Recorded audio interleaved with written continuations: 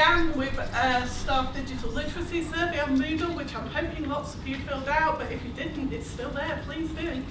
And what we're doing is assessing now the level of confidence staff have in their digital literacy skills, and we will run that again in a year's time at the end of the project and see what, if any, difference we've made. We've also had some training from our wonderful teacher ed team on the pedagogy of e-learning, thank you Laurie, which was brilliant, and we're reporting all this nationally through our project blog. So we have 4 strands to the project. We have a strand in construction, which is looking at particularly at apps and e-books.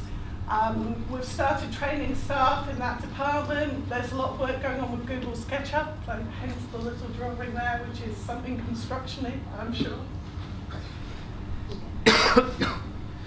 We have some amazing stuff going on in hair, beauty and catering, where they're using something called Xerti to develop Moodle materials, and they have a week, I believe the second week of March, where they're going to teach one session of every course by letting the students stay at home and work remotely on the Xerti materials. So we will see what happens. It is a daring and experimental plan, but it could be very interesting. So we've trained a lot of staff in the area, and we've developed a lot of these materials, which is fantastic. HE Business, this is a bit Dave's doing today, so that's today, we'll see. And we're doing some work in engineering around videoing, particularly videoing of practical use of tools, and using those videos for students through Moodle. So, at the moment we're in the initial staff training material creation stage of this project. The next stage will be using these materials with students in those 4 areas. We will then survey the students to say, how was it, did you like it, was it any use? And we will look at spreading the good practice across other areas, both within the college and obviously as it's a national project externally. So that's a very quick overview. I will let Dave get on to the fun bit. If anyone has any questions, do feel free to ask them later. Thank you.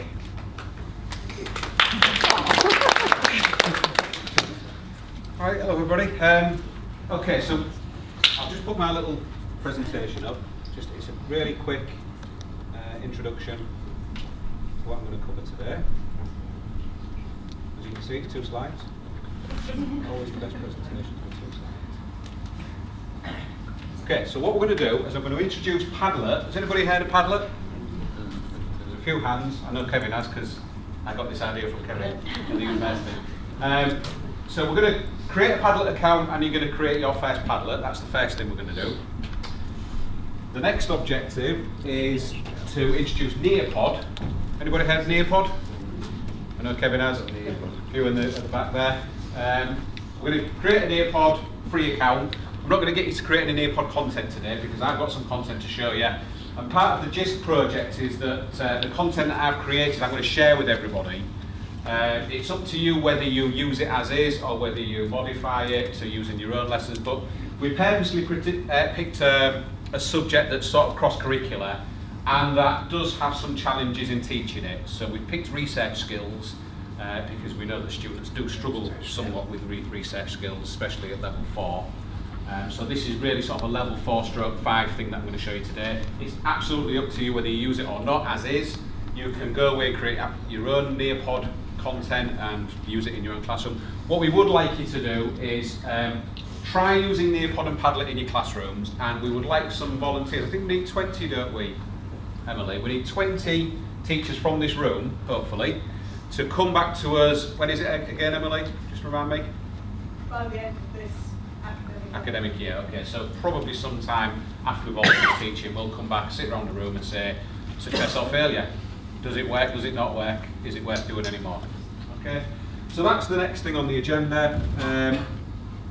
And then obviously I'm going to go through this PowerPoint, sorry, not PowerPoint, Nearpod that I've created to show you how you could use it to teach research skills. Absolutely no hard and fast rules. You're going to follow an interactive session with me on research skills. You're going to share some thoughts with us on Padlet sessions as you participate in the Nearpod. So I've tried to combine the 2 things together, so there will be there's quite a lot of interaction with this.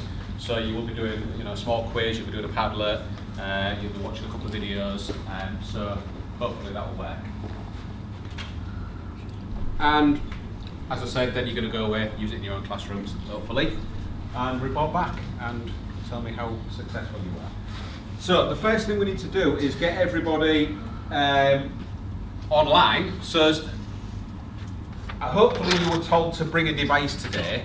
Now I know that some of you will have devices, some of you won't. So we have actually brought some devices. Give out. And my glamorous assistant Janet will give out those devices to those of you.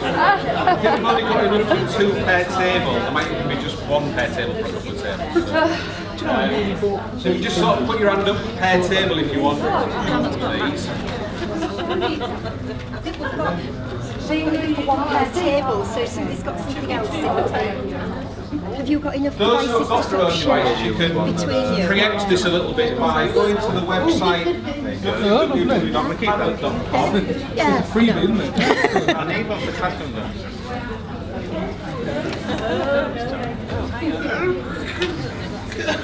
Wow. I just turn it on.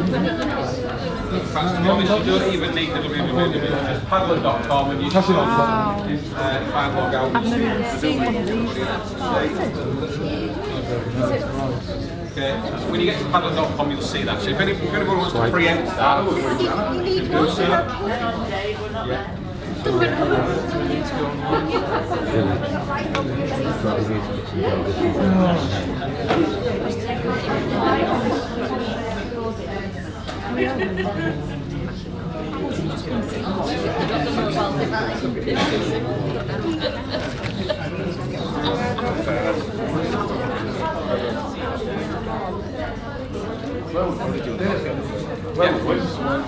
Sorry?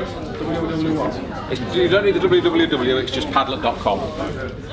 Okay. So this is Padlet, and I'll show you this as I've got again a really short presentation to go through, just to discuss Padlet.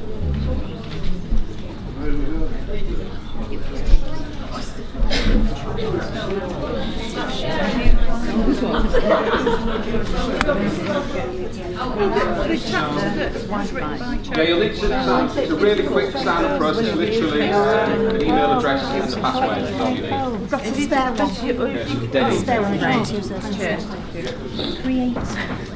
You could have done it through. Okay. While everybody's getting onto Padlet, I'll just explain a little bit about what it is. It's a virtual wall. So imagine like your Facebook wall, where you can post comments, you can post photos, you can post links. It's a discussion forum. I've used it as a discussion forum, but it can be more than that. It can be a way of sharing documents. And you might say, well, why would you use this instead of Moodle? Or why would you use this instead of a forum? Well, the answer is that it's quick, that it's easy. As I've just said, you only need 2 pieces of information to register. You need your email address and password. As soon as you put those 2 things in, you're on Padlet. It's dead easy. It takes like 10 seconds to do. So it's like an online sheet of paper. In fact, it's a bit like a flip chart. Imagine it like an online flip chart or an online whiteboard, where you can just walk up to it, write what you want onto it, and then discuss.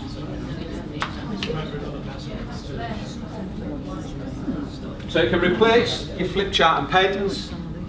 It's collaborative, so that wherever you are, you can share that Padlet with everybody else, and everybody can collaborate at the same time on that. You can even see in real time what people are typing on the Padlet.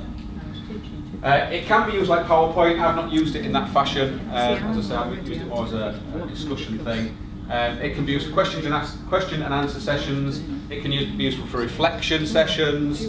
But it's interactive. It'll work on any web-enabled device. It'll even work on your mobile phone if those of you you've got it on a mobile phone, Gareth. So that's good. That proves that it's working. Okay. I'll show you a working example. So this is my Padlet homepage. So you literally go to Padlet.com, which hopefully you've all got to by now.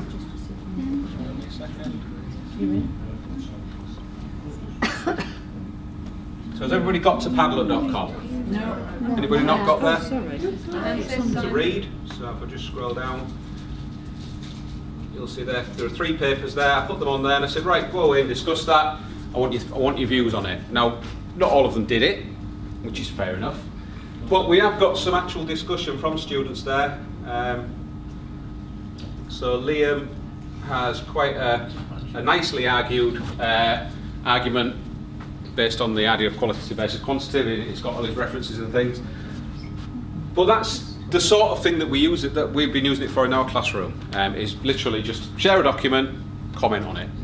Share a document, discuss it.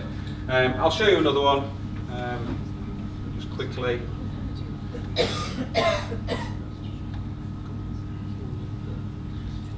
So this is more of a free-form one that I've created about security, switch security attacks. So I literally said to the students, right, go away and research security attacks on switches and post your findings onto here. So you can see it's a bit sort of messy and free-form, and they've just daubed stuff up as they found it. But this is now a resource that they can use in the future. They can refer to this at any time. Oh, you know, I've got an assignment to do on security switches. I can look at this and get some information. Rather than having to troll the entire internet, as they were doing when they created this, they've now got that research there. So this is the idea of Padlet.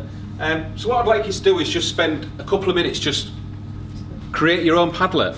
Just see how easy it is. I'll show you how easy it is. Okay? You see the little plus sign there?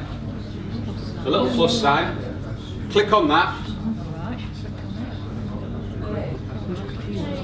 And it should create a new wall. And there's your new Padlet wall. That's how easy it is. I can then literally just start writing stuff in there. Alright? If I want to, I can give it a title, but I don't have to. If I want to, I can set up some sharing settings and privacy settings and all those other things, but I can do that later. Alright? I've instantly got something there that students can use. Okay? And they've got the same thing.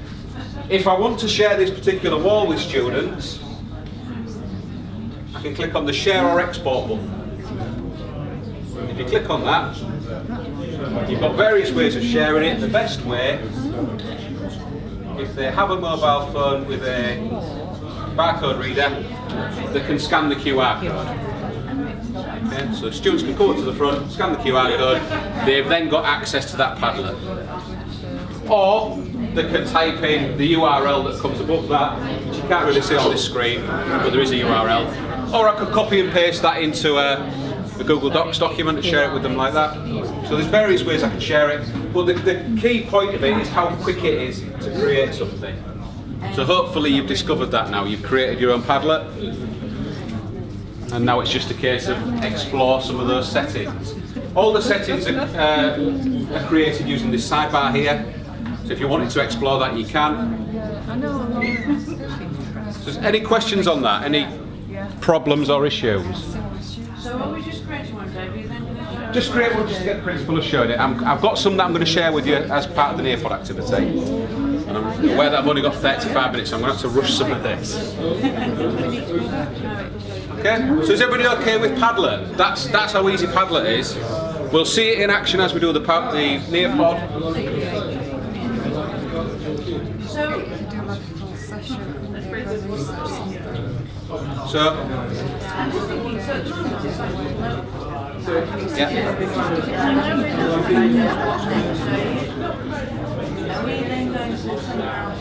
You'll see a shared, when we do the Nearpod, you'll see a shared Padlet that I've made available to everybody.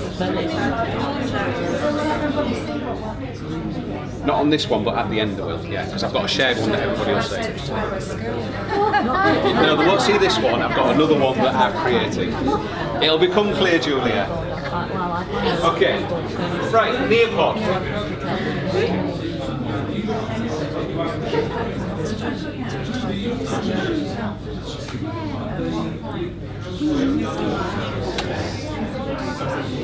So the next thing we're going to look at is Nearpod.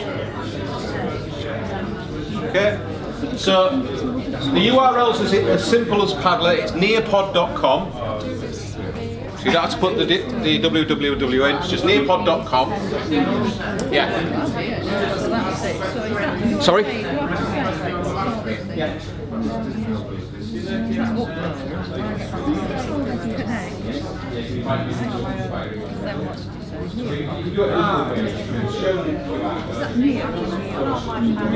Technology is not smart.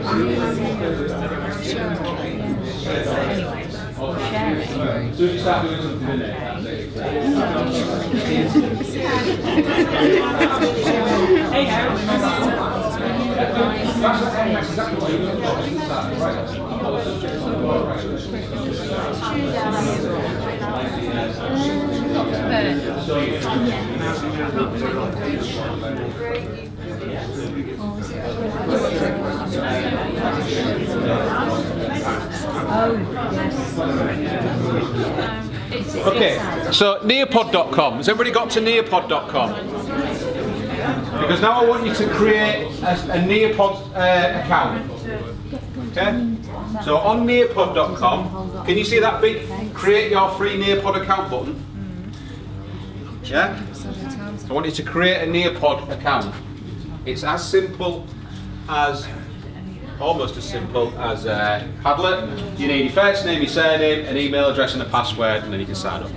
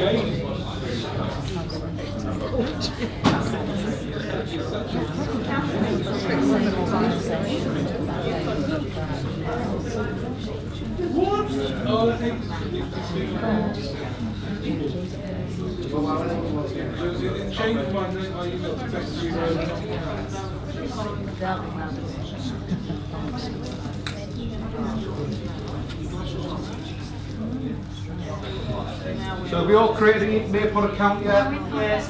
As soon as you log in, you should see something that looks like that. Is that right?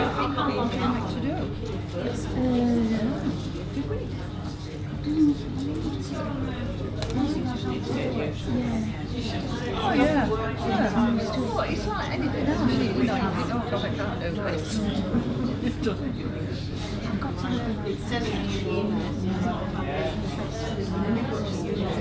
Oh, you've got to use it, or else you just forget. Yeah.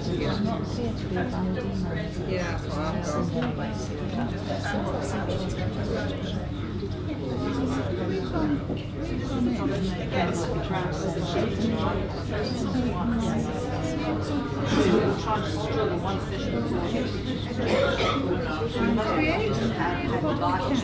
it